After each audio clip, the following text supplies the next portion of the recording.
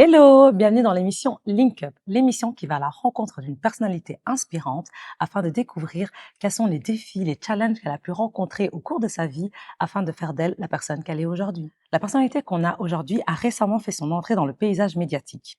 Une liégeoise, ultra spontanée, passionnée de musique, elle s'est fait connaître du grand public à travers une expérience intense à la télévision. Mais derrière l'image, il y a une jeune femme avec une vraie histoire, une vraie sensibilité et une envie claire. Faire ressentir quelque chose, que ce soit à l'écran ou derrière ses platines. Bienvenue à Kélia!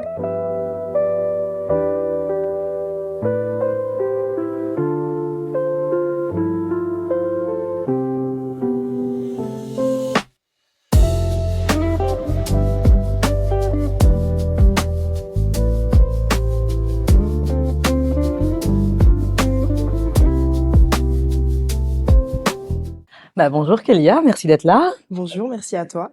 C'est trop bien, je suis grave contente de t'avoir avec nous aujourd'hui. Moi aussi. Et du coup, on va aller directement, let's go. Hein. Dans le vif du sujet. Allez. Du coup, on t'a découverte à la télé, mais finalement, comment toi tu te définis? Alors, actuellement, je me définis en tant que jeune fille qui profite de la vie, en fait, je vais dire ça comme ça. Voilà, donc moi j'ai 20 ans, je suis serveuse depuis 5 ans, et j'ai été contactée pendant mon service, en fait, tout simplement. J'ai reçu un petit message sur Instagram qui me proposait de participer à l'émission dans laquelle on parle. Et en fait, je me suis dit, j'ai arrêté l'école très tôt. J'ai plein d'objectifs dans la vie, mais actuellement, au moment où j'ai été contactée, je savais pas trop où j'en étais. J'avais un travail, voilà, je travaillais 6 jours sur 7. Et je me suis dit, mais il manque un peps, un truc dans la vie. Donc, je me suis dit, let's go. Donc, j'ai été passer les castings et voilà où j'en suis. Ok. Et du coup, tu dirais que, donc, avant l'émission, tu étais dans un état d'esprit où tu te cherchais plus ou En fait, me chercher, non, parce que j'ai toujours su que moi, j'étais faite pour le monde de l'art, déjà. Petite, j'ai été en école dans l'option dessin. J'ai fait infographie. J'ai pris des cours de guitare sèche très jeune. Je suis une passionnée du cinéma aussi. Franchement, j'adore même. Je filme tout le temps mon quotidien aussi. J'aime bien la vidéographie. J'aime bien. Donc en fait, j'ai toujours su que je finirais là-dedans, mais je savais pas trop comment le faire en fait, parce que d'un côté, je voulais juste vivre de mon art, et de l'autre côté aussi, on me disait, Kélia, t'as un bon profil, tu devrais faire mannequin. Du coup, j'ai essayé aussi. Et puis, tu devrais lancer dans le cinéma. Du coup, j'ai essayé les cours de théâtre aussi. Donc, en fait, j'étais perdue. Je savais pas par où commencer. Donc, je me suis dit, j'ai arrêté l'école. Donc, j'ai arrêté l'école, j'avais 15 ans. Donc, je me suis dit, écoute, autant faire de l'argent, faire comme tout le monde. Et ça viendra par après, les opportunités peut-être. Mais je me suis dit, autant vivre une vie normale, classique, on va dire. Et financièrement être sécurisée. Ouais. Et puis, par la suite, je me suis dit, on verra, je suis jeune. Donc, voilà. Ok. Et est-ce que tu as toujours, du coup, je l'entends quand même un petit peu dans ta réponse, mais est-ce que donc l'exposition serait quelque chose qui te faisait peur? Pas du tout. Moi, que ce soit mon père, quand j'étais toute petite, ou même ma mère encore à l'heure actuelle, m'ont toujours dit: «Kélia, on sait pas comment, mais les gens doivent te voir. Tu es faite pour le grand public, les gens doivent te voir, tu dois partager ce que tu sais faire». Et j'ai toujours été très à l'aise du coup devant les gens, devant les caméras. Puis même dans la restauration, c'est ça aussi, c'est très important. Ma clientèle m'adorait toujours. J'adore discuter, je suis très sociable.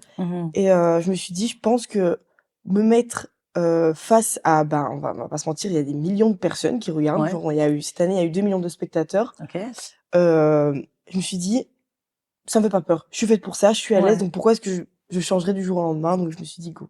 Ok. Mais du coup, cette fameuse émission, hein, que beaucoup regardent, connaissent, mais peu vivent et voilà, on est juste derrière l'écran, quoi. On n'est pas dans les tournages ou ce genre de choses. Donc déjà l'émission, on peut la nommer, c'est Tout à fait. L'île de la Tentation. Exactement. Ok, de cette année. C'est ça. Super. On est en pleine diffusion. Et tu as participé en tant que tentatrice. Tout à fait. C'est ça. Et du coup, finalement, on veut tout savoir en fait. Hein, je vais pas mentir. Les croustilles. Là, on veut vraiment les le croustilles. petit time. Installez-vous, on va tout savoir. Ah oui. Alors, déjà, qu'est-ce que ça a représenté pour toi, te retrouver dans ce genre d'émission déjà? Alors, moi, comme je l'avais dit directement à la production quand j'ai passé le dernier casting avec le directeur de production, il m'a posé une question, il m'a dit: «Quel est-ce que tu regardes?» Et j'ai dit la vérité, j'ai dit: «Non». Je n'ai jamais regardé ça. J'ai vu 2-3 trucs sur Instagram, TikTok et tout, mais j'ai jamais été une grande consommatrice de télé-réalité, sauf à l'ancienne, Les Anges, par exemple. Mais parce que j'avais toujours quand même, faut pas se mentir, cet a priori de tu vas dans une émission, t'es là pour tenter des mecs en couple. Et le but, c'est de jouer de ton charme. Ouais. Et on va parler grossièrement, de faire la chaudasse à l'écran. Moi, de base, c'était ça dans ma tête. Et puis, en fait, j'ai regardé un peu les interviews des anciennes candidates. Elles expliquaient qu'en fait, l'aventure, comme ils le tournaient, comme ça a été monté, bah, c'est pas du tout comme ils l'ont vécu, que c'est plus que ça, c'est plus qu'une émission où il faut tenter des hommes célibataires, c'est une expérience sociale, c'est un peu comme une colonie de vacances, et je l'ai retrouvée d'ailleurs en participant. Et franchement, donc j'avais un peu des a priori, mais je me suis dit, girl, je sens qu'il y a un truc, fais-le. Genre, faut que tu le fasses. Et du coup, j'ai foncé tête baissée. Et du coup, est-ce que tu peux nous parler de comment ça se passait, le tournage Tout à fait. Comment une journée c'est ça. se passait? Donc, en fait, donc d'abord, on est prises, donc on se rejoint toutes à Paris, Charles de Gaulle, donc dans un petit hôtel à côté de l'aéroport, où on est toutes là, là on donne notre téléphone. On donne tous nos téléphones, passeport, chargeur, écouteurs, tout. On a chacune une chambre individuelle, ils fouillent nos valises pour vérifier qu'on a vraiment rien de compromettant, qu'on peut pas prendre, tout simplement, donc pour pouvoir communiquer avec le monde extérieur, on va dire. De là, donc on passe une nuit là-bas, on prend l'avion tout ensemble. Et une fois rencontré des gens, exactement. Tentatrices alors. Oui, on se rencontre qu'entre tentatrices, donc il y a les 10 tentatrices, on a 2 nounous. Donc on avait Véro et Gracia, 2 femmes extraordinaires d'ailleurs, gros bisous à elles. Et elles se sont très bien occupées de nous, franchement c'était incroyable, elles nous ont bien rassurées. Il faut savoir que moi j'étais la plus jeune de l'équipe, donc on passait de 20 ans, donc moi, à 24 directement. Donc voilà, il y avait une petite différence d'âge. Et donc de là, le lendemain, on a pris l'avion et on est arrivé au Mexique. Et en fait, on n'est pas directement dans la villa, enfin dans le set. On est d'abord mis en confinement pendant 4 jours, entre filles avec les nounous, dans un superbe hôtel, superbe chambre, vue panoramique sur le Mexique, truc de fou. Sympa, en vrai. Et donc on arrive là, on dit bah écoute, c'est quoi, pourquoi on est là? Elle dit bah écoutez, vous avez 4 jours pour bronzer, faire du sport si vous en avez envie, manger, apprendre à vous connaître et vous mettre dans le mood, quoi, tout simplement. Donc, incroyable. Par contre, on n'avait pas le droit de sortir de l'hôtel parce que l'hôtel des garçons des tentateurs était juste en face. Donc, on avait vraiment une petite limite pour, par exemple, celle qui fumait la cigarette. Et on était vraiment confinés. Et donc, l'avant-dernier jour du confinement, on a fait quand même une petite visite sur le set, où là, on a rencontré le directeur de production, en gros, qui nous a fait un petit récap de comment ça allait se passer, par rapport à la disposition des micros, des caméras, des règles. Et tout simplement de bien s'assurer qu'on a bien compris la vie en communauté, parce qu'on va quand même rester exceptionnellement là-bas, c'était 22 jours. Habituellement, il y a 12 épisodes, mais cette année, il y en a 14. Donc c'est une petite exclue.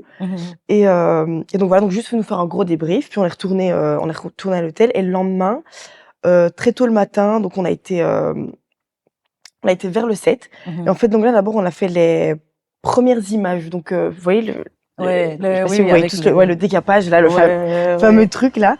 Donc, on y va donc donc ça a duré 4 heures, où en fait, donc, à un moment donné, on est en ligne. Chacune, on voit un peu, il y a un peu des plans chacune. En fait, c'est pas tout en même temps. Donc, il y a, par exemple, moi, j'étais la dernière du côté extrême droite. Et donc, on prenait moi plus la fille à ma gauche, juste pour avoir l'épaule. Puis moi, je partais, donc t'avais, en fait, et c'est monté. Ah oui, les capes, déjà, elles sont super lourdes. Et alors, il faut savoir que à l'arrivée. Pas parce que t'as l'impression que ça vole dans le vent et tout. Pas du tout, c'est super lourd, il fait chaud. T'as le maquillage qui colle et tout. Et donc, en fait, à un moment donné, donc, quand on a l'arrivée dans les capes, donc moi, j'étais en tête de file. Et en fait, on voit rien. On a juste une trace qu'ils ont fait au bois pour qu'on puisse suivre la lignée et se mettre droite, mais on voit rien. Donc, il nous dit, avancez, Kélia à gauche, Kélia à droite. Donc, c'est super stressant. On l'a fait 3 fois parce que je suis tombée les 2 premières fois. Et du coup, t'avais toutes les filles, Kélia, arrête de tomber, J'ai commencé à pleurer, je dis, je peux pas, je stresse et tout. Mais ça a été, donc voilà, il y a eu ça, les décapages. Et puis, il y a eu les plans aussi, au bord de la piscine, donc quand on met l'étape des colliers. Donc, ça aussi, d'abord, il n'y avait pas les garçons. Donc on était face à rien, juste aux caméras et tout. Donc parce que j'ai l'impression que cette scène dans le montage, en tout cas, c'est une scène où donc il y a les couples, il y a les garçons d'un côté, les filles de l'autre et tout ça et tout. En fait, ils l'ont fait en 2 fois. Ils l'ont fait une fois sans pour être sûr qu'on ait les bonnes images si jamais il y a une petite galère de l'autre côté. Donc de là on fait les présentations aussi, pareil. Pour qu'ils aient je sais pas comment on appelle ça, mais une petite sécurité, quoi, tu vois, s'il y a un truc qui cloche en direct. De secours, quoi. Exactement. Et puis on retourne donc on avait des petites chambres attribuées, on retourne dans la chambre pour se relaver, se remaquiller, se repouponner, et on attendait que les tentateurs passent aussi. Donc c'était vraiment chacun à son tour. Donc c'était toute une journée. Juste de présentation, finalement. Exactement, pré-shot, on va dire. Exactement. Et puis, vers la fin de la journée, du coup, là, le moment arrive. Donc là, on passe au direct, donc on remet nos capes. Hop, on est dans la file, et là, donc, on marche, on avance. Et il faut savoir qu'on les découvre en même temps que vous. Donc vraiment, c'est à l'étape du décapage où on les voit, mais déjà, il faut savoir qu'il y a du soleil. Donc on voit rien, parce que moi je suis myope, astigmate, j'avais pas mes lentilles ni mes lunettes. Donc vraiment je décale, j'essaie un peu de regarder les coups, je vois les meufs qui nous jugent et tout, je dis bon, poker face, c'est pas grave. Donc on est là, on attend, et c'était long. Ouais, puis ça va être intense aussi comme moment, non? Ah mais T'es vraiment, là, t'es scruté il y a littéralement. pas de musique, il y a rien. Ça durait je crois bien 10 minutes où ils disaient faites les belles. Donc on est en mode Ah ouais, excellent. OK, super. Et là t'as les couples qui, en plus on entend quand même parce qu'on n'est pas très loin. Ouais. Donc on entendait quand même ah ouais, elle est belle, mais pourquoi tu la regardes et tout. Ouais. Donc nous on était là en mode stress et tout. Puis on passe près d'eux et puis du coup après il y a l'étape des colliers.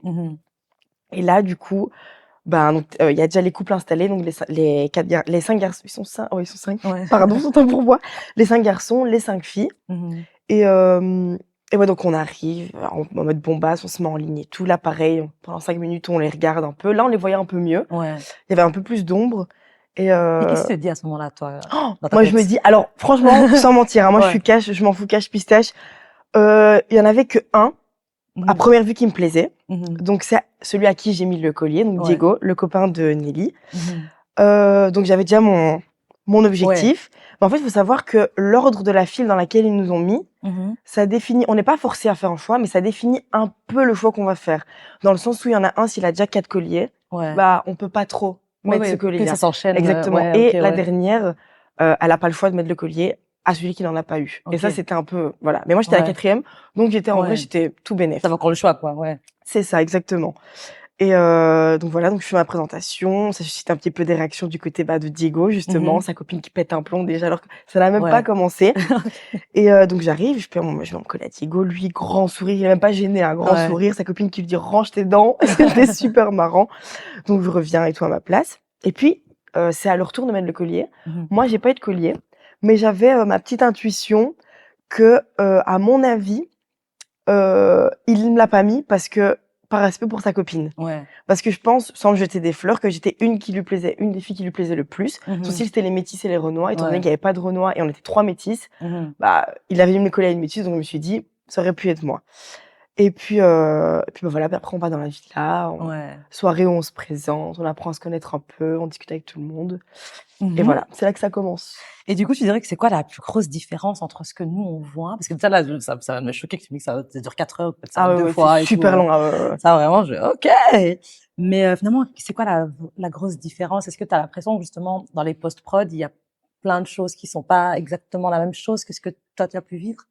Oui, quand même. Parce que par exemple, en fait déjà, genre, ils coupent beaucoup de moments pour moi qui sont importants. Genre là, on parle plus que du premier jour, on parle de l'émission en général.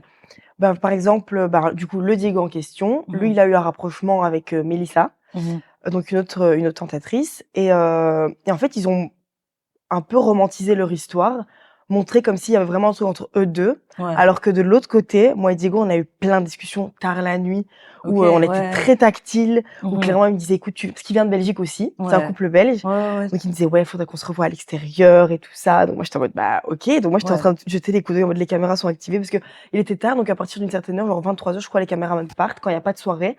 Et donc c'est les caméras 360 qui sont fixes et qui filment un peu, donc j'étais en mode est-ce qu'elles sont bien allumées et tout, écoutez ce qu'il dit, il y a du croustilles, et ils ont rien mis. Donc je me suis dit bon, à mon avis c'est parce qu'ils peut-être ils veulent qu'il y ait un fil conducteur qu'il y ait un storytelling et que ce soit pas trop un peu dispatché. Mais déjà ça.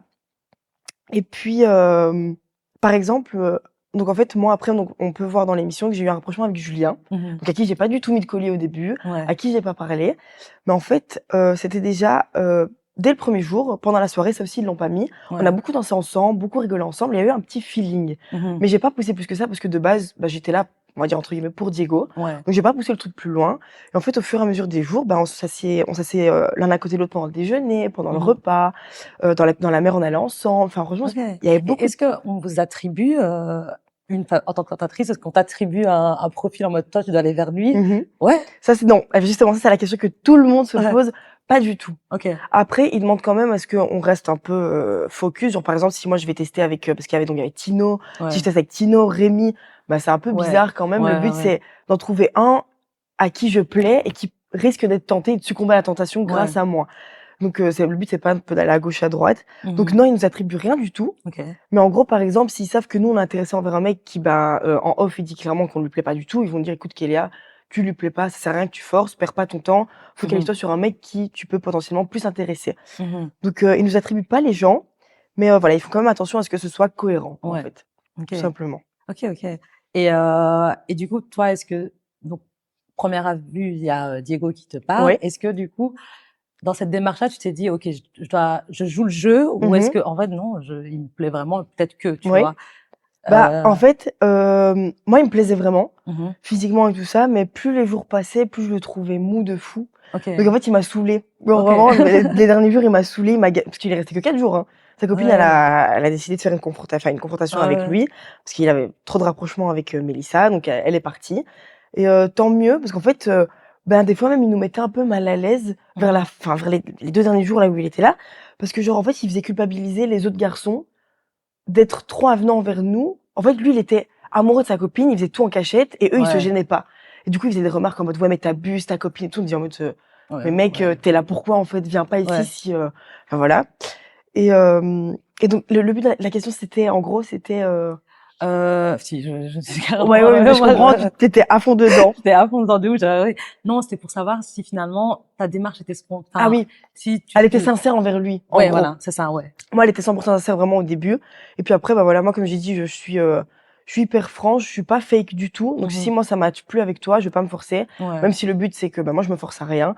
Même si des fois, je me disais: «Bon Kélia, bah, tu sais que tu peux apporter un truc à l'émission, donc essaie un peu de te montrer», mais je suis pas comme ça. Je me Ouais. suis dit: «Tu sais quoi? C'est pas ton moment, peut-être cette émission-là, c'est pas ton truc, au moins tu as essayé». Et Mhm. puis en fait, ben, avec Julien, ça commençait à être de plus en plus sincère, il y avait vraiment une connexion, un truc, donc je me suis dit: «Ben, je me force à rien, Ouais. caméra ou pas, j'ai envie de lui parler, j'ai envie de danser avec lui, j'ai envie de rigoler avec lui».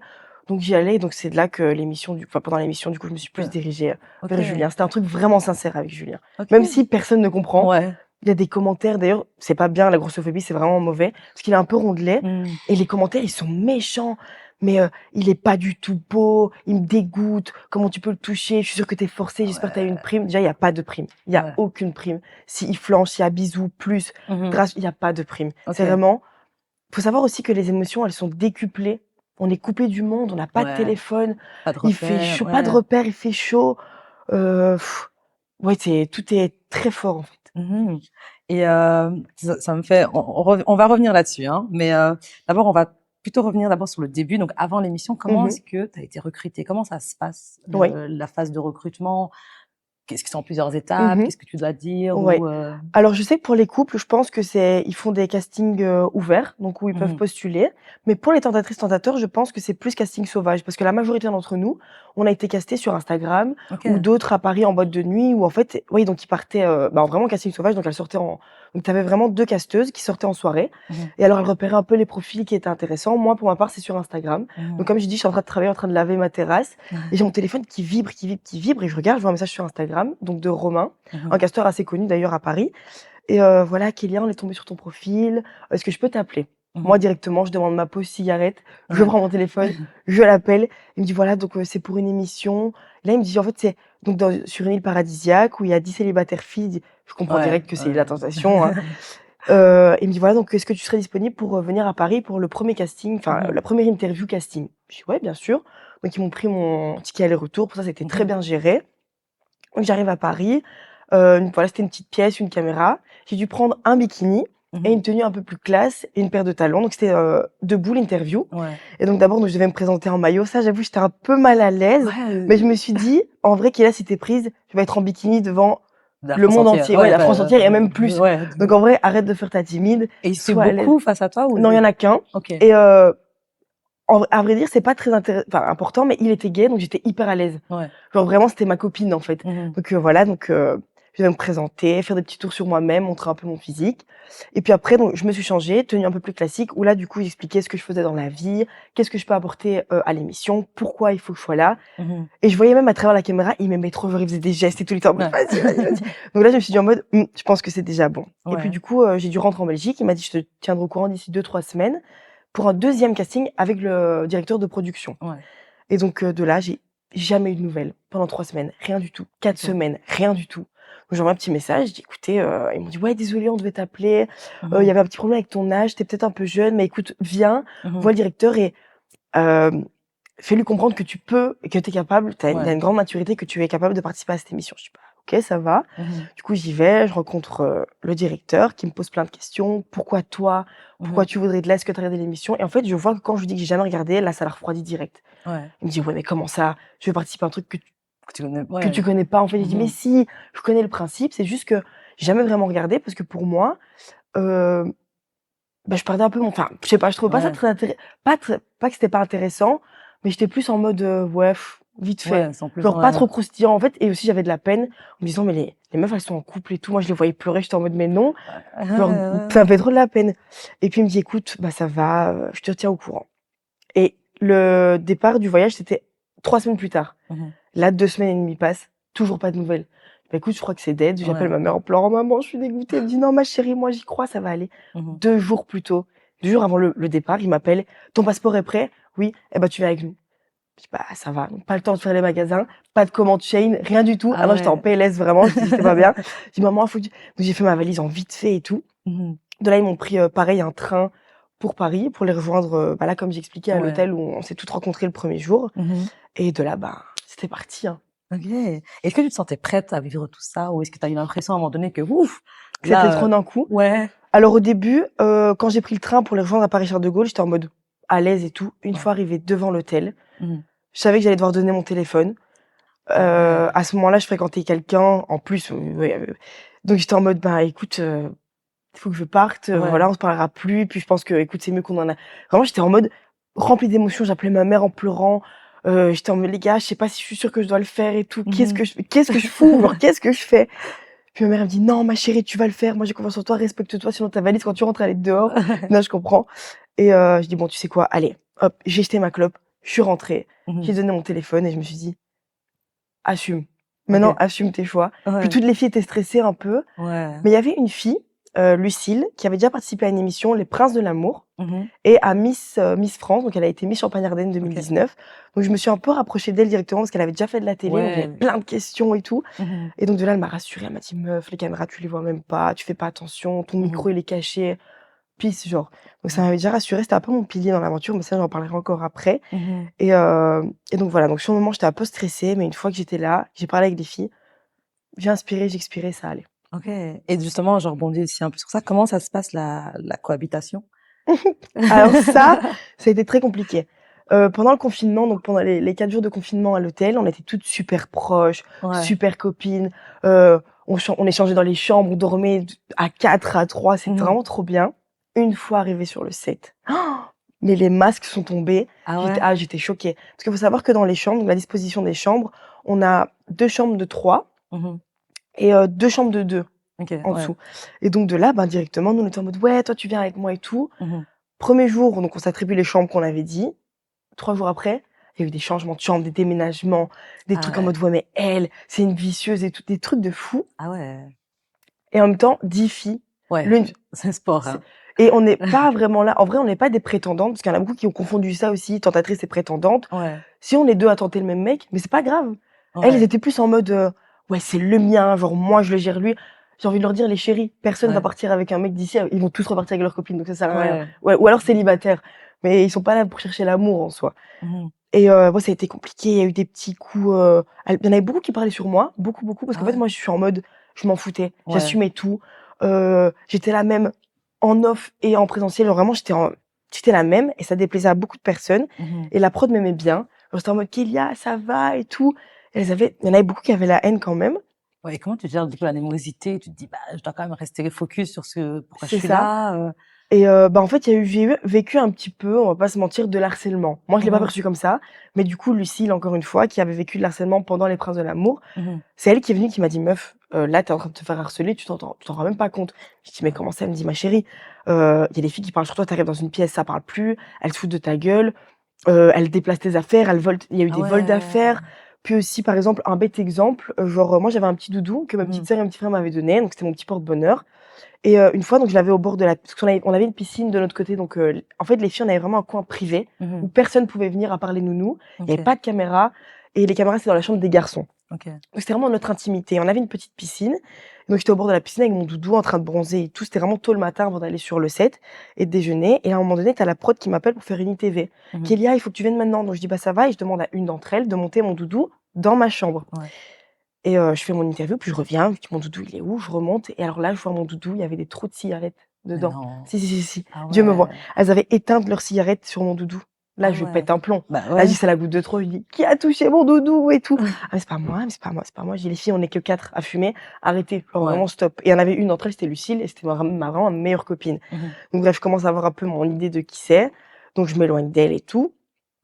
Et ouais, donc déjà ça et puis en vrai, elle jouait peut-être aussi sur le fait que j'étais jeune et que j'avais 20 ans. Elle se dit: Ouais. «Elle va craquer, elle va craquer». Mais j'ai pas craqué. Moi, j'ai Mmh. vécu des choses bien pires que ça et en fait, ça les énervait. Comme on dit, quand tu réagis pas, ça Ouais. énerve et voilà, donc après, au fur et à mesure du temps, comme je m'en foutais, elles s'en foutaient aussi, elles faisaient leur aventure. De toute façon, Dieu est grand, on les voit pas dans l'émission, karma. Donc voilà, moi, je l'ai bien vécu, en vrai. OK. Et maintenant un autre, enfin un chapitre, mais toujours dans le même sens. Est-ce que, la diffusion a changé, a changé quelque chose? J'imagine que oui quand même, Mmh. mais le regard des gens et peut-être aussi le regard que tu peux te porter à toi-même et voilà et aussi Ouais, enfin, ouais, ouais, ouais, ouais. j'aimerais aussi de te revoir aussi, qu'est-ce Oui, que ça a fait? oui, oui, oui, oui. Voilà. Alors, bah, du coup, déjà, ouais, je vais parler, du coup, de la premier épisode de diffusion. Mmh. J'ai fait une petite soirée ici à Liège, avec tous mes potes. Je me Ouais. suis dit: «Les gars, on se voit, on regarde ça tous ensemble» et j'étais un peu stressée, ils étaient super surexcités et tout. Moi, j'étais stressée. Je me dis: «Est-ce que je rends bien à la caméra? Est-ce qu'ils ont pas trop tourné ça en mode, chaudasse?» Bon, après, Ouais. c'est triste à dire, mais c'est un peu le concept. Mais j'étais en mode: «Mais OK, bon, go» et donc là, je me vois, hop, décapage et là, je me Ouais. dis: «Ah waouh, quand même sympa, en fait» et même mes potes, ils étaient en mode: «Waouh, tu rentres trop bien à la Ouais, caméra c'est et ça. tout». Ah ouais, non, Ouais. vraiment et donc ça, j'étais contente, Mmh. déjà. Puis même un peu ma présentation, ils l'ont mis au complet parce qu'ils mettent pas toutes les présentations des filles, pendant l'étape Ouais. d'écolier. Moi, ils l'ont mise, donc j'étais super contente et là, du coup, je vois un peu même les commentaires des couples parce qu'on l'entend pas très bien, mais avec le micro, du coup, on l'entend. Là, Ouais. j'entendais tous les petits commentaires, les petits pics et tout. J'étais en mode: «Incroyable!» Non, c'était trop bien, même le rendu, franchement, Mmh. magnifique et là, du coup, ben, première diffusion et là, du coup, je commence à voir les ajouts sur Instagram. Ouais. Déjà, dès le premier épisode, après genre 20 OK. minutes, mais pas beaucoup. Sur Ouais. Instagram, sur TikTok, mes potes des gens qui savaient même pas que j'avais participé, Ouais. qui m'appellent et tout: «Tu as fait ça et tout». Ma famille: «Pourquoi tu as Ouais. fait ça? C'est pas bien, tu dénigres notre famille». J'étais en mode: «Ah» parce que tu sais bien les Africains, on Ouais, est ouais. quand même là-dessus pas Plus fermé d'esprit, conservateur quand même. mais c'est voilà, on est Ouais. très pudique Ouais. et non: «Ma chérie, il fallait que tu te préserves». J'étais en mode: «Mais non, mais ça va, vous verrez». Parce que moi je savais que, bah, je peux pas spoiler, mais j'ai géré. J'ai bien Ouais. fait les choses, j'ai fait les choses propres et donc voilà, je dis: «Non, mais vous verrez bien et tout» et donc ça et puis, plus les épisodes passent, plus je commence à avoir beaucoup plus d'abonnés. Genre Mmh. j'étais, je crois, à 700 abonnés quand j'ai commencé, là, je suis à 3000 et des. OK, ouais. Donc, c'est pas beaucoup, mais Mmh. c'est quand même sympa. Plein de propositions de collaboration aussi, pour des cils, des Mmh extensions, ouais, mh. plein de trucs vraiment. Ça, c'est vraiment trop bien parce qu'en Ouais. vrai, c'est Bah, c'est sympa. Tu as confort 20 ça, ans, mais c'est ouais. ça. Genre même là, mes ongles, c'est une collab. Donc Si, moi, si, ça bah, me fait voilà, on peut la plaisir. placer, Voilà, c'est comment? C'est, Rouge Paris, si jamais et ouais, non, ça, et aussi, du coup, commencer à avoir des propositions d'interviews. Donc j'ai Mmh. été contactée par, je sais pas si je peux dire son nom, mais le célèbre Samzira, Ouais, du ouais. coup. Mais par exemple, ça, nous, on avait été, déjà briefés à l'avance que c'était interdit d'aller chez lui. Parce qu'en Ah fait ouais? dans toutes ses émissions, ses questions, involontairement, il dénigre la prod, en OK, fait. ouais. Donc ils ont dit: «Faites ce que vous voulez dans ITV, mais Samzira, c'est non». Ouais. Donc déjà lui, ben, j'ai refusé, mais pour moi, c'était une dinguerie. Je suis Ouais, là, ouais. Samzira, je le regardais dans mon ordinateur et là, le mec m'envoie un Tu DM, genre, il veut me recevoir sur le plateau. Je dis: «Mais ouais. c'est dingue», mais je suis restée correcte dans mes baskets. Mmh. J'ai pas été. Puis même des joueurs de foot qui m'ajoutent et tout, je suis en mode: «Ah waouh!» Comme moi je suis pas très footeux, hein, mais si je Ouais. l'étais, vraiment j'étais bien. Joueurs de foot, ouais, joueurs de basket, des influenceurs, des influenceuses, j'étais en mode: «Mais waouh!» Waouh. et faut savoir que moi du coup j'ai gardé contact avec, ben, Lucille, Mmh. avec qui je suis restée très, très, très, très proche et bah, là ça fait 1 mois et demi que j'habite avec elle, Mmh. à Paris. OK. Ça a été un peu spontané, mais pour nous c'était évident. En Ouais. fait, on se complète de fou. Elle est un peu plus timide et réservée. Moi, je suis un peu plus Mmh. expressive, extravertie. Donc vraiment, on se complète de fou. Et elle a un réseau. Mais je n'ai jamais vu ça de ma vie. Franchement, c'est OK. impressionnant. Par exemple, bah ouais, ben, grâce à elle, donc depuis que j'habite avec elle à Paris, j'ai rencontré plein de gens. Par exemple, ben, j'ai un bon ami à moi maintenant, qui est DJ aussi d'ailleurs, c'est Joa Mmh. Lucas, le fils de Yannick Noah. OK, ouais. Donc on se voit fréquemment. Je vais le voir à ses soirées quand il Ouais. mixe et tout. Donc déjà, ça me fait un peu plus. Il m'apprend plein de trucs dans la Mmh. musique et tout. Et même le fait de traîner avec lui, bah, Bah, ça ça me ouais. donne de la visibilité. Même de traîner avec elle, Mmh. littéralement, franchement, ça me donne plein de visibilité. Des producteurs, des musiciens. J'ai un des mecs qui travaille avec PLK, avec qui OK, je ouais. parle, avec Kendrick Lamar aussi. Vraiment, c'est Paris, ça va très vite. Paris, Ouais, ça non. va très, très vite. Dans le monde de la nuit, ça va Mmh. très vite. Par contre, faut faire attention à pas s'y perdre. Ouais. Mais ouais, j'ai aussi plusieurs propositions bizarres aussi. Mmh. Faut faire attention, des Les demandes. pieds, tout ça. Ouais, on m'a demandé ma clavicule en photo. Ah oui, OK. Ma Ouais. clavicule. Et Ça, il y a vraiment de tout. ah ouais, non, vraiment. Moi, c'est parce que c'est bizarre à dire, Ouais. mais je suis pas pudique à partager, on va dire, mon corps à l'écran, en Mmh. maillot et tout ça. Mais l'envoyer à quelqu'un qui je sais pas ce qu'il va faire avec, Ouais, ah, ça me dégoûte. Donc j'ai ouais. refusé. Mais par contre, voilà, je ne juge pas du tout. Hein, Mmh. attention. Des propositions, une photo de pied pour 1000 balles. Ma chérie fait. Vraiment, il n'y a pas de problème. C'est un vrai Ah débat en ouais, plus non, mais ça. vraiment, vraiment. Et les garçons qui disent que c'est pas bien, ne mentez pas. S'ils pouvaient le faire, ils le feraient Bah ouais, aussi. sans blague. Vraiment. Et mais ouais, donc mais là-dessus, j'ai la tête sur les épaules, donc je sais les propositions acceptées, pas Mmh. acceptées. Même des trucs en mode: «Ouais, écoute, je te fais rentrer dans ma maison de production, mais en échange» non, il y a Ouais. pas. Ouais, ouais. Moi, je suis très clean là-dessus, donc voilà. Et bah, du coup, justement, en tant que jeune femme exposée comme Mmh. ça, est-ce que tu as parce que j'entends qu'il y a eu des opportunités, mais est-ce que tu ressens une certaine pression ou pour l'instant, c'est encore, tout que des opportunités et c'est cool? Alors, je ressens quand même une pression parce Mmh. que je me dis: «Si je gère pas avant la fin de la diffusion, on peut m'oublier. Ouais. Si je gère pas mon image, on peut vite me zapper parce que c'est une émission comme une autre. L'année prochaine, Mmh. il y aura une nouvelle saison, il y a une autre télé qui va sortir. C'est par tendance, en fait. On est dans une génération, c'est par tendance. Ouais. C'est comme quand il y a un son qui sort, bah, les gens vont l'écouter pendant 2 ans. Par exemple, genre Fade Up de Hamza. On Mmh. l'a tous saigné pendant 1 an et demi. Maintenant, plus personne Ouais. l'écoute. Si je saisis pas l'opportunité qu'on me voit et que je puisse entendre parler, enfin, que les gens puissent entendre parler de moi, donc j'ai une petite pression quand même par rapport à ça. Mmh. Mais même si je le montre pas, je gère quand même, je taffe sur le côté à fond. Heu, Ouais, tu es DJ aussi à côté? c'est ça exactement, Voilà. ça, donc je me book déjà des petites dates et tout, enfin voilà, donc OK. vraiment je gère bien. Mais il y Mmh. a quand même une pression parce que je me dis: «Mais tu une opportunité, c'est ton Ouais, il moment». faut battre le fer tant, ouais, c'est Exactement, ça. faut pas que je loupe cette opportunité-là. Faut que je reste sur la vague et voilà. Mmh. Et mais du coup, on va plutôt parler maintenant de ton parcours un peu plus personnel parce que, Mmh. ben, parce qu'on sent que tu es devenue cette jeune femme hyper forte, mais je pense que tu as vécu beaucoup de choses Oui. aussi et du coup, comment est-ce que finalement ta jeunesse t'a construite? Alors moi, donc voilà, moi j'ai perdu mon papa à l'âge de 8 ans. J'ai été élevée par ma maman et un petit peu par mes tantes du côté de mon père, mais c'était moins souvent. Beaucoup avec ma mère, qui a enchaîné les boulots, Mmh. pour que je puisse manger. Des fois, elle mangeait même pas. Puis elle a eu ma petite sœur, j'ai une petite sœur aussi, elle a 4 ans de moins que moi. Donc elle avait 2 enfants à charge. Mmh. Elle se battait, on n'a pas toujours vécu dans des endroits, comment je peux dire? Adaptés, on va dire, à 3 personnes, mais elle a Mmh. toujours fait au mieux. J'ai jamais manqué de rien.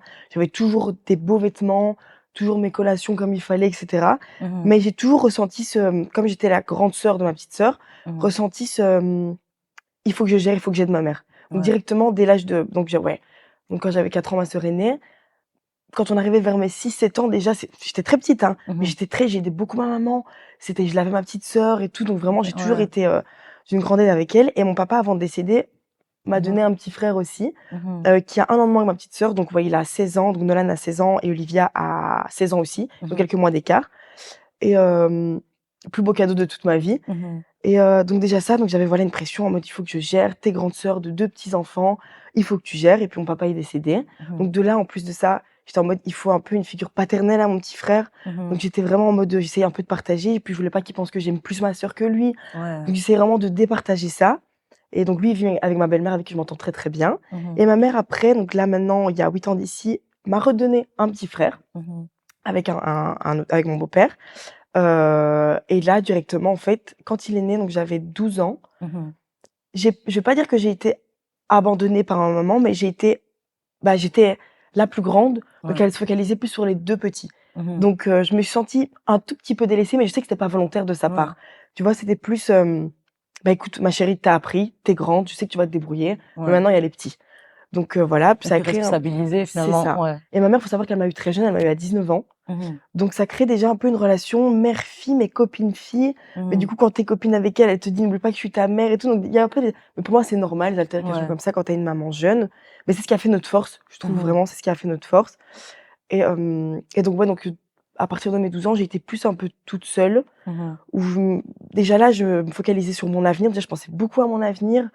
je me disais: «Mais j'ai envie de travailler, j'ai envie de faire Ouais. de l'argent». À 12 ans, j'étais en mode: OK. «Il faut que je fasse de l'argent, j'ai envie que genre à 16 ans, je sois riche». The hustle and Ah it. ouais, Ouais, ouais, ouais, ouais, moi ouais. j'étais motivée, je vais acheter une voiture à ma mère et tout, truc de Ouais. fou. Toi aussi, tu as vendu, le: «Je t'achèterai un avion, maman». Ah oui, oui, oui, oui, moi c'est j'achèterai un avion, un château et tout ce qu'il faut, c'est tout. Et et puis donc mon petit frère a grandi, ma petite sœur aussi et à 15 ans, en fait, j'ai rencontré un garçon. Il mérite même pas que je dise son prénom On et le dira pas, ah alors non, on voilà. dira même pas son prénom, mais il va très bien se reconnaître et Mmh. lui, ça a, on va dire, changé ma vie Mmh. dans le positif et le négatif. Parce qu'en fait, je suis tombée amoureuse de lui directement. Donc moi, Mmh. j'avais 15 ans, lui, il en avait 19, Mmh. mais je suis mature, donc il le ressentait même pas. Ouais. Mais il faut savoir qu'il avait une copine déjà quand on s'est rencontrés. OK, La ouais. fille, elle Ouais. n'avait pas compris les appels de phare. Et moi, je suis tombée amoureuse de lui directement, lui aussi, en fait. Et du coup, je commençais à m'enfermer dans ma chambre. Je lui parlais tout le temps, tout le temps, tout le Mmh. temps. Je mangeais plus parce que je voulais lui parler. Je mangeais dans ma Ouais. chambre, des fois, enfin, genre, c'était des trucs de fou.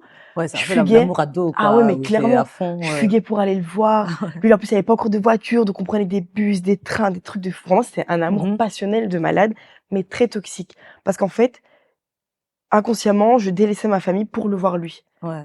Donc à force de fuguer, ma mère elle m'a dit: «Bah, c'est bon, sors, genre, fais ce que tu veux. De toute façon, j'ai plus aucune emprise sur enfin, Mmh. j'ai plus aucune autorité sur toi, donc vas-y, fais-le». Donc j'allais le voir, je restais 1 semaine chez lui, 2 semaines et c'était lui, lui, lui Ouais et c'est et la même période, du coup, où tu arrêtes les cours, alors? C'est, exactement, j'allais y il venir, a ah OK. exactement et et ouais, donc pareil, donc j'ai fait beaucoup d'écoles. Moi, j'ai fait Mmh. 7 écoles secondaires. Ah ouais, OK, Ah ouais, oui, oui, oui, ouais. je les ai enchaînées et parce que je déménageais beaucoup aussi, parce que Mmh. je me faisais virer. On m'aimait bien, mais j'étais un élément perturbateur. Genre, je Mmh. faisais des falsifications de journal de classe, je séchais les cours, mais il m'adorait. Il disait: «Mais Kélia, Mmh. fais chier parce que tu es un bon élément, tu travailles bien à l'école, mais on peut pas te garder». Donc il y a eu ça, plus les déménagements et tout ça et donc ouais, même, depuis donc j'étais avec lui, ben, je séchais les cours pour aller avec lui. Ouais. C'était vraiment, Bonnie and Clyde, hein, genre OK, on était ah oui, oui, oui, ouais. oui. J'ai commencé à fumer, le cannabis aussi avec lui, donc ça m'avait mis Ouais. dans un mood bizarre. L'alcool aussi, j'ai commencé à Mmh. boire. On enchaînait les soirées et tout et et en fait, j'ai lâché tout simplement les cours, j'ai commencé à lâcher. J'arrivais Mmh. plus à aller à l'école, pour moi, j'avais plus rien à faire là-bas, et puis du coup, ma mère, en fait, elle a lâché prise. Elle m'a dit: «Écoute, prends la porte». Elle m'a pas mis dehors, mais elle m'a dit: Mmh. «Si tu es si bien avec lui et qu'il peut si bien te donner ce dont tu as besoin, va». Mmh. Et moi, comme une imbécile, j'ai été et puis du coup, sa mère aussi, elle m'aimait pas trop. Donc elle a commencé à dire: «Ouais, puis qu'elle rentre quand chez sa mère?» Donc en fait, je comprenais que je dérangeais, Ouais. mais j'avais pas la force de dire à ma mère: «Bah, tu avais raison».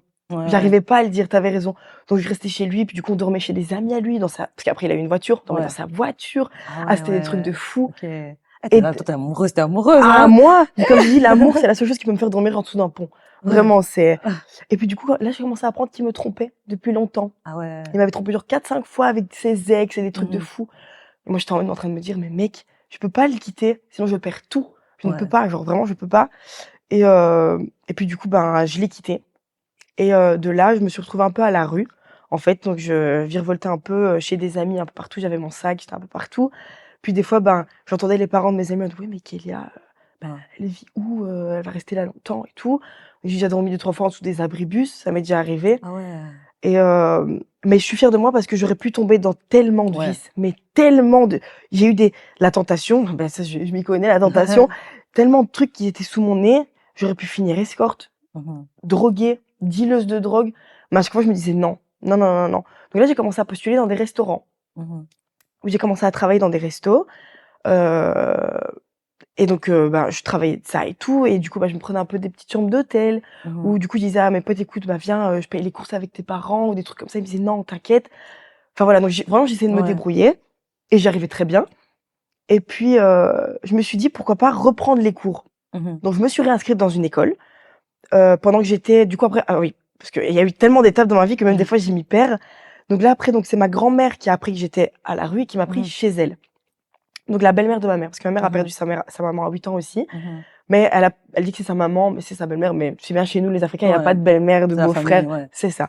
Donc j'ai vécu chez ma mamie et là pareil, je me suis remise avec mon ex, Le même alors? le même Ouais, et OK. là pareil, eux ils étaient vraiment anti ça, genre il y avait Ouais. pas de c'était mort, le cannabis impossible, la cigarette Ouais. impossible, un mec mais jamais de la vie et en plus mon parrain vivait dans cette maison, donc le fils de ma grand-mère vivait, Mmh. dans la maison, donc possessif, il y avait Ouais, pas donc de ça, il voit il y avait pas ouais. copain, mais jamais de la vie. Donc je fuguais aussi. Et là, ma grand-mère, elle a dit stop, genre vraiment stop. Donc elle a voulu me redonner à ma mère, on va dire, reprends ta fille. Ma mère a dit moi je suis pas prête parce qu'elle a commencé à avoir des problèmes de santé aussi. Elle a dit moi je suis pas prête, il faut que je gère les 2 petits. Et donc du coup, je suis retournée chez mon ex. Et après 1 mois, ça s'est terminé parce que ça a été très loin. J'ai perdu 14 kilos en tout depuis mon début de la relation avec lui. Je pesais 45 kilos. Je mangeais plus, je stressais tout le temps parce que du coup, je pensais à mon petit frère, ma petite sœur, mais qu'est-ce qu'ils font? Est-ce que maman va bien et tout? Et de l'autre côté, l'autre, il me trompait à mort, mais je pouvais pas partir. Donc pareil, là, je suis partie chez, à ce moment-là, ma meilleure amie actuelle pendant 1 semaine. Et là, un meilleur ami d'enfance de ma maman qui s'était beaucoup occupé de moi pendant le décès de mon père m'appelle, il me dit écoute, j'ai appris que t'étais à la rue, tu viens à la maison. Et donc de là, ça fait 3 ans que je suis chez lui, que je vis chez lui. C'est mon tuteur légal, donc sur le papier, c'est, on va dire, mon père adoptif, on va dire ça comme ça. Ça se passe très bien. J'ai complètement arrêté l'école, donc de là, j'ai retrouvé un travail près de chez lui parce qu'il habite quand même assez loin du centre de Liège. Ça se passe très bien, j'ai enchaîné les travails. Vraiment, c'est très, très bien. Il a 2 petites filles que j'aime beaucoup. Gros bisous à Éléonore et Sophia et la petite Alba qui vient de naître parce qu'il vient d'avoir une dernière d'ailleurs. Et ouais, ça se passe super bien. Et puis du coup, là, il y a 4 mois d'ici, je lui ai dit écoute, je vais faire une émission. Et là, il m'a dit j'espère que c'est pas l'île de la tentation. J'ai fait non, t'inquiète, c'est pas ça. Je lui ai menti, hein. J'ai dit que c'était un bête truc, genre les Marseillais et tout. Il m'a dit ah, ça va, pas de souci. Puis du coup, j'ai dû quand même lui annoncer le jour J quand je suis partie. Et mais entre-temps, du coup, durant les 3 ans où j'étais chez lui, j'ai repris contact avec ma maman. On a fait les choses bien. On a appris que vivre tous les jours ensemble, c'était pas possible. Donc on se voit de temps en temps et c'est très bien comme ça. Et ça se passe super bien. Je vois mes petits frères et petites sœurs quand j'en ai envie. Et voilà. Et tu dirais que finalement tout ce parcours, parce que c'est quand même Ah oui. Et encore, si je continuais, ça allait durer des heures. Donc bon. Non, parce qu'il y a quand même la case SDF et puis la recherche et puis tout ce contexte et puis le deuil aussi. Donc je pense que c'est beaucoup de thématiques en vrai. Et tu dirais que ça t'a, parce que et tu restes tout aussi pétillante. Merci donc beaucoup. ouais, vraiment. Et donc je me pose la question, je fais comment t'as fait pour rester pétillante? Comment t'as fait pour pas sombrer avec tout ça, quoi? Parce que t'as 15 ans. Tu vois, genre là, je me dis pas beaucoup de jeunes à 15 ans se diraient non, non, je vais pas tomber dans, je sais pas, dans même l'escorting ou la drogue, parce que ça serait facile. Bien sûr. Comme j'ai dit, j'ai eu plein de propositions, mais c'était non. Parce que, comme j'ai dit, dans le monde on va dire de la drogue douce, oui, je fréquentais des rappeurs, des jeunes rappeurs de Liège et tout, on se voyait la journée, le matin, on fumait des joints toute la journée, c'était que ça. Et il me disait écoute Kélia, moi je connais des gens, si t'as besoin, t'es jolie. Et je dis non, c'est mort. Genre y a pas, non, même pas parce que j'avais peur que ça se sache, non, parce que je me suis toujours dit, je ne juge encore une fois aucune fois l'escorting ou quoi que ce soit. C'est un métier, pas vraiment comme un autre, mais c'est un métier. Mais je me disais tu vaux tellement mieux que ça. Je savais que si je devais être quelqu'un, avoir de l'argent et avoir des moyens, c'était pas en donnant mon corps. C'était avec mon talent, ma créativité et tout ce que j'avais à partager, en fait, tout simplement. Et sombrer, j'ai sombré, hein, pas forcément. Donc, quand j'étais à la rue, bien sûr, je pleurais, j'étais pas bien. Mais au fur et à mesure du temps, je commençais à me dire, meuf, si tu sombres maintenant, c'est fini. Genre, c'est terminé. Là, il faut que tu tiennes le coup. T'as des petits frères et des petites sœurs, tu peux pas. Mais alors voilà, comme j'ai dit là, il y a donc 1 an et demi d'ici, j'ai fait une dépression, une très, très grosse dépression, je mangeais plus. En fait, il y avait des périodes où je mangeais plus et d'autres où j'étais boulimique, où je mangeais à fond parce que je m'ennuyais, je savais pas quoi faire. J'ai arrêté de travailler pendant 6 mois, où je restais chez moi, pas de lumière. En fait, j'avais trouvé un confort dans ma tristesse et je voulais pas en sortir, sauf que moi je dis que c'est mon oncle, celui qui m'a adoptée, donc tonton Pierre. Il me disait: «Mais ma chérie, écoute, moi je peux pas, t'es toujours la bienvenue à la maison, mais si je vois que je peux pas t'aider, ça me frustre. Parce que les petites, elles me voyaient comme ça et tout. Pourquoi Kiki, elle est triste et tout ça?» Et mais je me disais: «Écoute, t'es triste, tu fais une dépression, t'en es consciente. Essaye d'utiliser ce que t'aimes bien faire dans la vie pour te redonner goût à la vie, tout simplement.» Et donc de là, j'ai commencé parce que j'ai toujours aimé la musique, hein. J'ai grandi dans la musique, c'est hyper cliché de dire ça, mais j'ai grandi dans la musique. Ma mère, elle m'a fait écouter des artistes de fou depuis que je suis petite, que ce soit, je passais de Etta James à 50 Cent, à Chris Isaak, franchement de tout ça, je la remercierai jamais assez. Culture musicale vraiment au top et le cinéma aussi. Je suis une grande fan de Tarantino avec maman aussi. Et je me disais écoute, mélange les 2. de là, en fait, à mes 18 ans, Mmh. j'ai touché une certaine somme depuis le décès de mon père, tu vois? Et j'ai pu, du coup, investir dans ce que je voulais faire plus tard dans Mmh. ma vie. Donc je me suis acheté ma première caméra, OK. mon ordinateur et j'ai commencé un peu à faire des petites vidéos de mes potes, de Mmh. la journée, de mon mode de vie et tout, faire un peu des Des comme des vlogs un peu? pas vraiment comme des vlogs, mais comme des mini-séries, OK, tu vois? Donc ouais. je prenais une musique que j'aimais bien, je les calais dans les temps et tout et puis je m'amusais le soir à les revisionner, je les partageais à mes potes qui les mettaient en story. Puis j'ai Mmh. commencé à faire des photos d'eux parce que j'avais comme j'ai dit, j'avais plein de potes rappeurs. Mmh. Donc je faisais un peu leurs petites pochettes de Ouais. de sons et tout, d'EP et tout, genre c'est vraiment j'ai trop kiffé et puis en fait, je me rendais compte que j'aimais bien ce que je faisais, mais il manquait encore un truc Mmh. et au fur et à mesure du temps, je me suis rendu compte que la musique, c'était vraiment un truc que j'aimais trop. Par Mmh. exemple, même dans la voiture avec mes potes, j'avais trop envie de mettre le son. Je dis: «Mais Ouais. non les gars, écoutez ce son-là et tout». Ils disaient: «Mais Kélia, il y a rien». Je dis: «Mais si, Mmh. écoute le son derrière et tout, ça raconte une histoire» et là, j'étais en train de me dire: «Mais meuf, je crois que tu aimes bien ambiancer les gens». Ouais. Et de là, je me suis dit: «Bah, tu sais quoi?» Donc là, c'était ouais, donc c'était il y a 1 an et demi, investis dans ta platine. Comme Mmh. j'avais mis un peu de sous de côté, j'ai acheté ma première platine. J'ai regardé YouTube, je me suis dit: «Bon meuf, comment on fait?» Ouais. ChatGPT pendant des heures et tout, j'essayais les boutons, je En mode pétais des autodidacte et ah tout, ouais, ouais, ouais, je OK. pétais des plombs parce que je comprenais pas.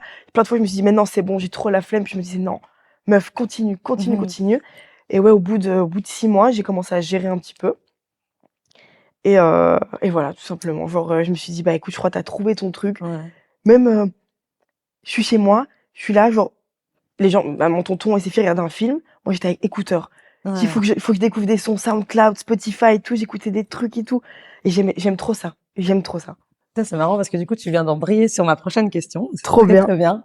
Bah oui, je voulais parler de la place de la musique dans ta vie Ouais, puisque donc, à côté de ta personnalité publique, on oui. va dire, tu es DJ, Mmh mh. DJette, DJ. DJette et du coup, bah, j'aimerais bien savoir comment déjà tu concilies cette vie de DJette, Mmh mh. comment ça se passe, tes premières scènes, les premières Ouais. émotions aussi, Mmh mh. par Bah, rapport à alors, ça? bah, voilà, moi, comme j'ai dit au début, en fait, j'étais hyper gênée d'en parler parce Mmh. que je trouve qu'on est dans une génération où malheureusement, tous les métiers perdent sa particularité. Dans le sens où Mmh. par exemple, ouais, je sais pas, quelqu'un va s'embêter chez lui, il Mmh. a les moyens, va se dire: «Bon, bah, je fais quoi? Bah, tu sais quoi? Je vais essayer de faire ça». Alors Mmh. qu'il aime pas forcément et du coup, je me suis dit: «Est-ce que les gens vont me prendre au sérieux quand je vais leur Mmh. dire que j'ai envie de faire DJ, que j'aime la musique ou ils vont me dire comme tout le monde: "Ouais, ça va, tu as grandi dans la musique, ouais, on a compris"». Genre, Ouais. tu la musique comme tout le monde, tu de la musique quand tu vas à la salle et tout. Alors que moi, je pense que je me définirais même pas mélomane, c'est pas le bon terme, mais ça me transmet des vraies émotions. Genre, Mmh. par exemple, je suis chez moi, tant que j'ai pas mis play sur ma musique, je ne sors genre je démarre pas. C'est une Ouais. fois que j'ai mis play, là, je peux marcher, prendre mon train, prendre mon bus, Mmh. mais s'il y a pause, je m'arrête. Je suis dans la rue, je m'arrête, je dis: «Attends, je change de son». Genre c'est vraiment c'est hyper important et donc ouais, j'avais un peu peur que les gens me prennent pas au sérieux, Ouais. alors que je suis hyper sérieuse là-dedans. En fait, genre j'ai vraiment envie de vivre de mon art, vivre de la musique et Ouais, ouais, un donc peu au le début syndrome de l'imposteur quelque part. c'est ça, Ouais. exactement et donc là, j'ai commencé quand je me sentais un peu prête à en Mmh. parler. Il y a un bar ici à Liège qui est assez connu, le Chez Moi, Mmh. où ils organisent des soirées un peu à thème de temps en temps et en fait, il y a une fille qui travaillait là-bas, qui m'aimait bien parce que de temps en temps, j'allais boire des verres là-bas, qui me dit: «Écoute, meuf, je vais faire une soirée pour mon anniversaire, ça te dirait de venir mixer?» Mmh. Je dis: «Bah, écoute, c'est un petit bar, mais Ouais. why not? Tu me fais confiance?» Elle me dit: «Ouais, ouais, ouais, je te paye en boisson». Je dis dans l'art, j'ai compris qu'avant de Ouais. de vraiment vivre de son art, il faudra vraiment du temps. Je dis: «Moi, c'est très bien, tu me payes en boisson, en bouffe, moi, c'est très bien». Mmh. Donc je suis arrivée, il y avait une toute petite platine, j'avais mon ordinateur et tout, j'étais en mode: «OK meuf, vas-y». Les gens Ouais. attendaient en fait, ils Ouais, étaient ouais. assis et j'étais en mode: «Meuf, là, il faut que tu mettes il est minuit là, faut que tu mettes l'ambiance là». Mmh. J'étais en mode: «OK», donc je mets le premier son, les gens pas trop réceptifs et tout, c'était de l'afro house. Ouais. Je dis: «Bon, je vais essayer de» mais là, je mets un son super connu et là, les gens, ils commencent à être pris dedans et en fait, je commence à comprendre qu'ils font même pas si je fais une erreur, ils feront même pas attention si j'arrive à bien glisser ça. Parce que Ouais. savoir que j'ai fait de la danse aussi depuis petite, je fais Mmh. plein de trucs et on m'a toujours dit: «Kéla, si tu te trompes sur scène, si tu le montres pas, ça se verra pas». Ouais, c'est Du show coup, j'étais must en go mode on quoi, c'est ouais. ça, donc j'étais en mode: Ouais. «Écoute, tu te trompes, c'est pas grave, fais un grand sourire, hoche la tête, Ouais. lève les mains et c'est bon, genre gère ton truc». Donc j'ai fait quelques petites erreurs, mais ça allait très bien. Elle est venue me trouver 2-3 fois: «Meuf, tu gères et tout». J'étais en mode: «Mais je vais te faire de la merde là, mais OK, super». Et à la fin de la soirée, elle m'a dit: «Écoute meuf, je crois que tu es faite pour ça, hein». Elle me dit Mmh. genre: «Je te regardais et tout, tu es à l'aise, tu communiques avec le public et tout, genre vraiment, petit conseil, continue». Mmh. Et j'étais en mode: «OK, ouais». Donc je suis rentrée chez moi, j'étais hyper satisfaite, mais je me disais: «Je peux mieux faire, je peux Ouais. mieux faire, je peux mieux faire, je peux mieux faire». Et une semaine plus tard à peine, il me dit: «Il y a le départ d'une autre serveuse, Mmh. viens remixer». Puis je dis: «Mais les gars, Ah mais ouais. incroyable!». Donc je reviens et tout je mixe, là, pareil, super content. Mais là, j'étais un peu sortie de ma zone de confort. Il voulait un peu du reggaeton. Ouais. Mais je me suis dit, si tu veux commencer dans quelque chose, sois pas trop, Ouais. sois pas trop fermé, en fait. Mhm. J'ai dit tant que c'est pas du commercial, parce que moi, je déteste le commercial. Mixer du Mhm. commercial, je le ferai jamais. Ouais. Genre, par exemple, le hit chargé sera jamais dans ma clé USB. Je juge pas, je m'ambiance là-dessus. Ouais. Mais c'est pas du tout ce que je veux représenter parce qu'il suffit d'une fois et les gens peuvent me catégoriser comme meuf qui fait du commercial alors que pas du tout. Moi, c'est vraiment plus electro house, techno house, afro house. Donc, entre 120 et 126 BPM. Je ne bougerai pas de ça. Et ouais, donc de là, ben, il y a 2-3 personnes qui m'ont dit quoi, tu mixes des événements privés et tout. Je dis ouais, pourquoi pas, anniversaire, mariage, ouais, bah, je fais tout, tu vois. Et ils m'ont dit bah écoute, là on a un petit dîner, c'est un dîner festif. Juste les gens viennent boire un petit cocktail au bord de la piscine, anime les gens. Donc j'ai été super content aussi. J'ai eu mon premier billet, j'étais super contente. Et encore d'autres événements festifs, des petites soirées à la maison, chill. Puis là, les potes à moi, ils commencent à me dire meuf, viens, on organise une soirée, on prend un Airbnb. Donc de là, ça s'est enchaîné, ça s'est enchaîné. Et puis une fois, on m'avait proposé un bon club à Bruxelles. Je vais pas dire le nom parce que c'est compliqué. Et donc le mec m'avait dit ouais voilà, ça te dirait qu'on aille manger pour discuter. On a été manger. Et là, le mec me faisait littéralement du rentre dedans. Ouais. Okay. Et en fait, je comprenais que si je voulais mixer là-bas, il fallait que je lui rende l'appareil. Et là, j'ai arrêté directement. J'ai continué le restaurant. Il m'a ramené chez moi. Et j'ai dit, c'est ciao, je l'ai bloqué. Je dis, tant pis, des opportunités, j'en aurai d'autres. Et là, d'ailleurs, actuellement, en vivant à Paris, là, j'ai plein de dates qui vont arriver. Oui. Où est-ce qu'on peut te voir? Alors, normalement, là, donc, le Silencio, à Paris, c'est un club assez connu. Ça me dit un truc, hein, ouais, franchement, c'est assez connu à Paris dans le monde de la house en général. Le Mirage aussi. C'est assez connu pour les afters plutôt. Et voilà, c'est quand même 2 boîtes déjà assez connues. Et là, je discute actuellement avec le patron d'une autre boîte, le Gate, et le Julia. Donc en fait, vraiment, je me suis... Donc là, j'ai passé vraiment 1 mois où j'ai mixé nulle part à Paris, et où j'ai fait mes contacts. Et en fait, comme je suis une personne sans me jeter des fleurs, avec la tête sur les épaules, je sais pourquoi je suis arrivée à Paris. Et par exemple, genre, il me voyait arriver à 1h du matin, clean. Il me voyait repartir à 6h du matin, clean. Il se disait, mais qui est cette fille? Puis il parlait avec moi, j'étais très solaire. Nous, les Belges, on est très solaire. Et à Paris, c'est pas trop la même chose. Il me disait, mais meuf, tu viens d'où? Ça se voit, tu vas pas d'ici. Tu vois, je viens de Belgique et tout. Ah, mais c'est ça, super et tout. Il nous manque des meufs DJ, parce que du coup, je leur expliquais que je faisais de la musique. En plus, c'est bien, ça se voit, t'es sérieuse, tu t'affiches pas quelque part. Je dis, bah non, si, moi, je suis là pour un peu faire mes repérages. Je sais qu'au final, au bout d'un moment, j'allais vous demander pour mixer chez vous. Je vais pas commencer à m'afficher chez vous. Je m'amuse, mais proprement. Et ça, ils kiffent grave à Paris. Ils kiffent les meufs qui savent s'amuser, mais sérieusement dans le professionnel. Et donc, voilà. Ok. Et du coup, bah, finalement, cette visibilité, est-ce que ça... aujourd'hui, est-ce que tu veux plutôt foncer un peu plus sur cette carrière de DJ et utiliser finalement, comme tu disais là, battre le fer tant qu'il est encore chaud et utiliser ça pour ta carrière de DJ ou les deux, ou peut-être forcément tu veux peut-être continuer un petit peu à être dans la télévision et ça et tout. En fait justement, genre moi j'aimerais bien qu'on me catégorise pas trop comme meuf de télé qui fait de la musique.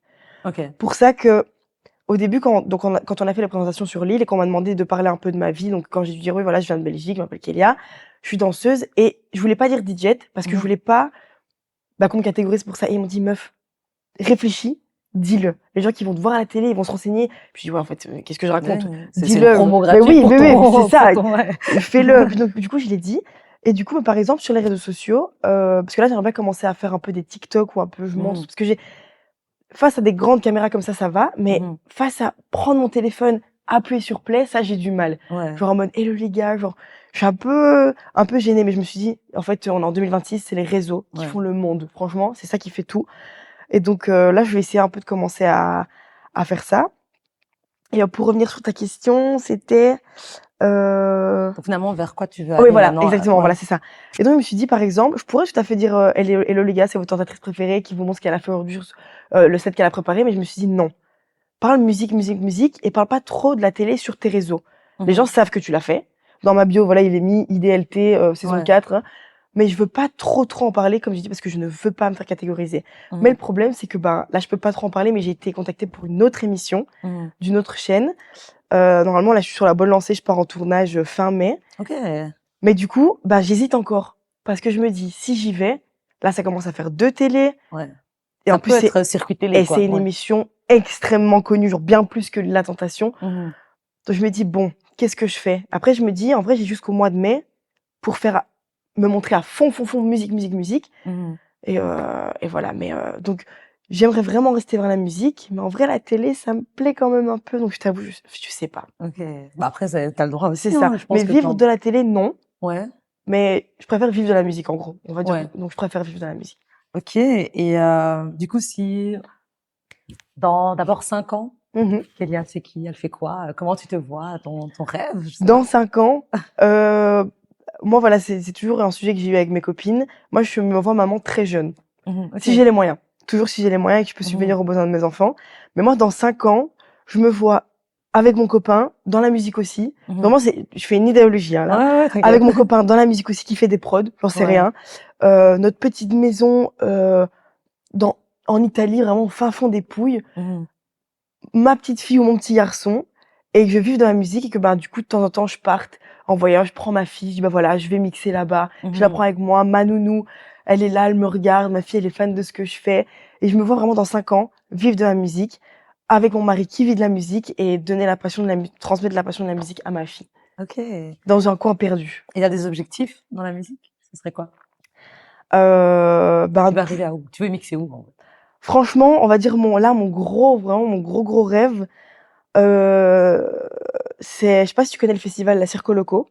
Ah non. C'est un festival super connu dans le monde de la house, Ok. où il y a Kane Music qui participe, Another, vraiment des groupes super connus dans ce monde-là. Et là, ce serait vraiment pas mon objectif final de vie, mais un de mes plus gros objectifs actuels. Ok. Comme voilà, ça aussi, je peux en parler. Là, je vais faire un peu des afters à Ibiza cet été, Saint-Tropez. Et normalement, j'ai le GP de Monaco aussi. Ok, ça va, c'est ouais, donc cool. franchement, je sais Franchement, pas, donc c'est ouais, ça, ça on me voit ouvre, pas hein. trop mixer pour l'instant, mais j'ai déjà mes plans pour après. Et ouais, c'est déjà des trucs de ouf, parce qu'il y a des gens, et ça fait 4 ans qu'ils sont dans la musique, ils ont même pas atteint ça. Et donc, je suis extrêmement reconnaissante, franchement, encore une fois, à Lucille, parce que c'est grâce à elle que j'ai rencontré ces gens-là. Et voilà, donc là, mon objectif, c'est de faire le plus de dates possible. En fait, je veux ne pas dormir quand même, mais ne pas dormir. Me dire, ok, lundi, t'es en Italie, mardi en Thaïlande, mercredi à Bali, l'autre jour à Londres, à Fast Live. Moi, j'aime trop ça. C'est la Fast Live. Ok. Et du coup, parce qu'on va bientôt terminer l'interview, si tu devais... Alors, il y a 2 conseils que je demande souvent. Donc, le premier conseil, c'est le conseil que tu te donnerais à 15 ans. Oui. Je prends précisément cette période-là parce que j'imagine que ça devait être plus compliqué de savoir vers où et le parcours que tu allais faire. Tout à fait. Et le deuxième conseil, ça serait pour une autre jeune fille qui peut-être s'est fait aborder aussi pour faire de la télé-réalité. Qu'est-ce que tu conseillerais en fait et comment capitaliser finalement, vu que là, tu es vraiment dans ce process où tu es en train de capitaliser sur ce que tu viens de vivre, quel conseil tu pourrais donner à quelqu'un qui commence à peine, quoi? Un conseil que je me donnerais à laquelle a 15 ans, je dirais... Parce que je dirais que c'est souvent avec la caméra qu'il faut. À laquelle a 15 ans et à toutes les filles de 15 ans qui me regardent aussi. Surtout, genre, retenez que vous n'êtes pas seul. Genre, vraiment, ça, c'est très important. Même si vous avez l'impression que vous êtes seul, vous l'êtes pas. Vous avez toujours... Par exemple, moi, j'avais ma mère, je sais qu'elle m'aimait. Elle était peut-être pas présente actuellement, mais je sais qu'elle m'aimait et c'est ça qui m'a aidé beaucoup aussi. Me dire que si même je faisais une bêtise, qu'il y a des gens qui m'aiment, que les gens tiennent à moi et aussi ne jamais douter de toi. Jamais, jamais. Faut jamais douter de soi-même. Si tu as une idée en tête et que tu te donnes la motivation, tu vas y arriver. Genre, tu vas y arriver. Fais tout pour y arriver et tu y arriveras. Faut pas baisser les bras. Et à la Kélia aux filles qui me regardent, en fait, tout simplement, qui peuvent être dans mon cas. Réfléchissez bien quand même. Vous faites pas influencer parce qu'on peut vous vendre du rêve en vous proposant des trucs super alléchants. Je sais pas moi, des 7 000 € pour un sac en échange de... Faites pas. Sauf si vous êtes vraiment à l'aise avec ça. Mais un conseil, comme je dis, restez toujours vous-même. Ça, c'est super important. Comme mes potes m'ont toujours dit, Kélia, c'est bien parce que tu restes toi-même malgré les trucs que tu vis de fou. Tu fréquentes des gens super connus, mais je reste moi-même. Je suis liégeoise, je resterai liégeoise et ça changera jamais que j'habite à Ibiza ou quoi que ce soit. Donc vraiment, n'oubliez jamais d'où vous venez, c'est super important. Et rien n'est un échec, tout est une leçon. Très important. Eh ben, quelle conclusion, franchement. L'émission touche à sa fin. Donc, n'hésitez pas à activer la cloche, à vous abonner pour les prochains épisodes qui vont arriver. N'hésitez pas à commenter si maintenant l'histoire de Kélia vous a parlé, a suscité même une quelconque réaction chez vous. N'hésitez pas à mettre des commentaires. On aime bien lire ça. On peut retrouver Kélia sur les réseaux. Tout à fait. Et peut-être cet été en mode pour faire bouger. Restez quoi. branchés. Voilà. Et donc voilà, un grand merci à vous. Au revoir.